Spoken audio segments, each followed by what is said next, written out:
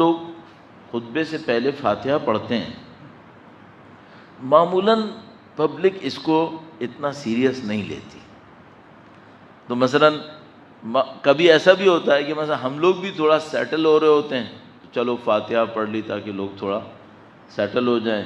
لوگ بھی مثلاً ٹھیک ہے مولانا نے فاتحہ کیا ہی دیا ہے تو ٹھیک ہے. اچھا اس فاتحہ کا یہاں پہ کردار ہے کیا؟ مثلاً کیا میں نے آپ سے یہ کہا تھا اپنے مرحومین کے لیے فاتحہ پڑھیں؟ یہ تو نہیں کہا.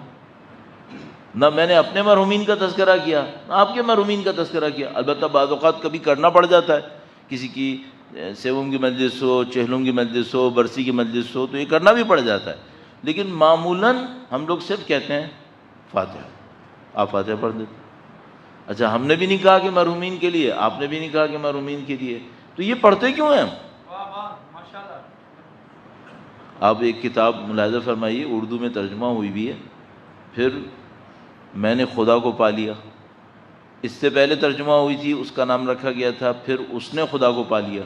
پھر دوبارہ جب ترجمہ کی گئی، پرنٹ ہوئی تو اس کا نام رکھ دیا گیا پھر میں نے خدا کو پا لیا.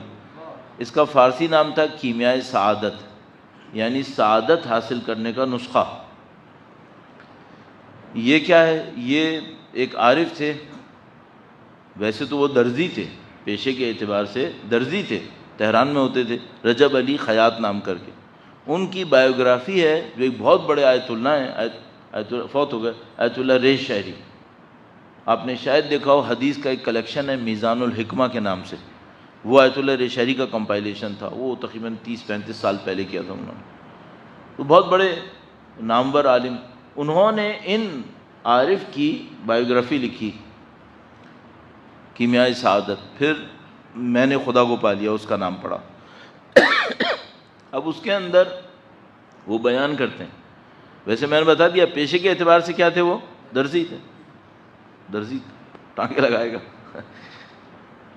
تو وہ کہنے لگے کہ ان کے پاس لوگ آتے تھے، ان سے پوچھتے تھے، جو آپ اس کتاب کو پڑھیں، ضرور پڑھیے گا، ناول کی طرح کی کتاب ہے، بہت مزہ آئے گا آپ کو. تو اس میں انہوں نے واقعات لکھے ہیں، اور ان واقعات میں وہ بیان کرتے ہیں کہ ان کا جو اصلی اسائنمنٹ تھا، جس پر واقعاً یہ کام کر رہے تھے، وہ یہ تھا کہ اس زمانے میں جو دوسرے عرفاء محنت کر رہے تھے وہ انہیں جا کے بتاتے تھے کہ آپ یہ صحیح نہیں کر رہے ہیں، یہ کر لیں بہتر ہے. یا اللہ، خود عارف تھے یہ تو چھوڑ دو، شاگرد بناتے تھے یہ چھوڑ دو، دوسرے جو عرفاء محنت کرتے تھے ان کو جا کے بتاتے تھے کہ بھائی آپ یہ اس طرح سے کر لیں، یہ بہتر ہو جائے گا. تو ان کے پاس بہت ماشاءاللہ وہ تھی، بصیرت تھی ان کے پاس. جب کوئی ان کے پاس آتا تھا کہ صاحب یہ معاملہ ہے، آپ مجھے کچھ مدد کریں. اب ظاہر کچھ لوگ ان کے جان پہچان کے بھی تھے، بہت سارے لوگ تو بالکل نہیں جانتے ہوں گے، ظاہر درزی آدمی ہے، اس کو کوئی کیا جانے گا، لیکن بہرحال لوگ جانتے بھی تھے. تو جو آتے تھے کوئی، تو یہ بیٹھے ہوتے تھے اپنے شاگردوں یا جاننے والوں کے ساتھ، تو وہ سب سے کہتے تھے فاتحہ پڑھو، فاتحہ پڑھو.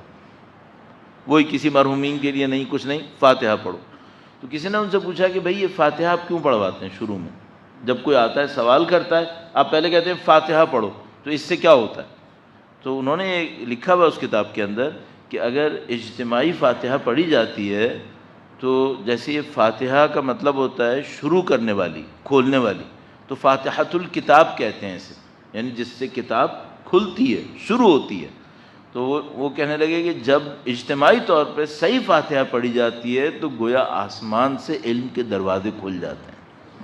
اللہ اکبر، اگر صحیح فاتحہ پڑھ لیں تو آسمان سے علم کے دروازے، حقیقت کے دروازے کھلنا شروع ہو جاتے ہیں.